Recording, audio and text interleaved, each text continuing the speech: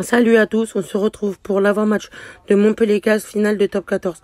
Match à suivre vendredi à 20h15 sur Canal+. On va analyser tout ça dans l'avant-match en s'intéressant à la compo montpelliéraine, à la dynamique des deux équipes et aux joueurs à suivre. On termine comme toujours sur les pronos. D'ailleurs, n'oubliez pas de me donner vos pronos. Vous serez mentionnés dans le prochain avant-match si vous trouvez le score exact. On commence par la compo. La Mositélé, Guirado, Aouache, Vérac, Chaluro, Bégonnier, Mercer, Camara, Paya, Gabriel, Ratez, Serfontaine, Dumérou, Vincent, Ibouché. J'attends vos avis en commentaire. On passe à l'analyse en commençant par le MHR. C'est un match très particulier parce que la finale se joue sur 80 minutes. Les derniers résultats sont vraiment positifs, pas de défaite. Un groupe qui semble vraiment être en confiance. On aura besoin, vu ce qui nous attend jusqu'à la fin du match. En tout cas, j'ai aimé la capacité de réaction contre l'UBB. On a su dérouler par la suite et prendre un peu d'avance sur le score. Défensivement, j'aimerais qu'on soit capable de pas prendre d'essais, surtout dans ce match, que l'on maîtrise à ce niveau-là. Offensivement, il y a eu beaucoup d'améliorations. C'est bien mieux. Il faudra d'ailleurs gagner le match le plus largement possible pour se faciliter le match. Il y aura une grosse ambiance. Ça va galvaniser nos joueurs. Le but, ce sera de gagner confortablement pour se mettre dans le confort absolu, pour gagner ce bouclier. Il y a un gros coup à jouer pour cette finale. Un trophée au bout et ça permettra de concerner un groupe entier. Probablement le retour d'Arthur Vincent.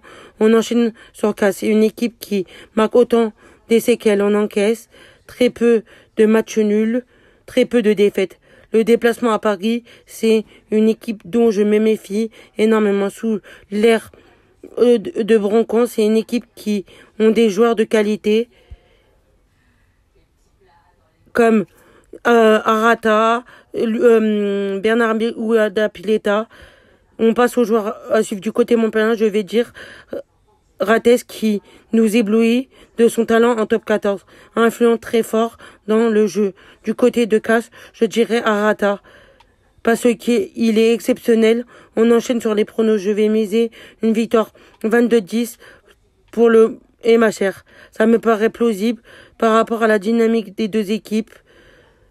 Castres est dans une période plutôt bonne, alors que le MHR se retrouve à la confiance. Je vois les Montpellier s'imposer à Paris, même si il faudra se méfier de Castres.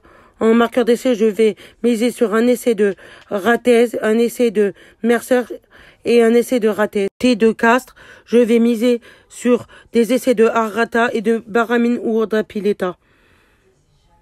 Voilà, on arrive déjà à la fin de cette analyse. Les amis, de notre côté, on arrive déjà à la fin de cette vidéo. J'espère que ça vous aura plu. N'hésitez pas à commenter, liker, partager, abonnez-vous pour poursuivre l'actu du MHR avec nous.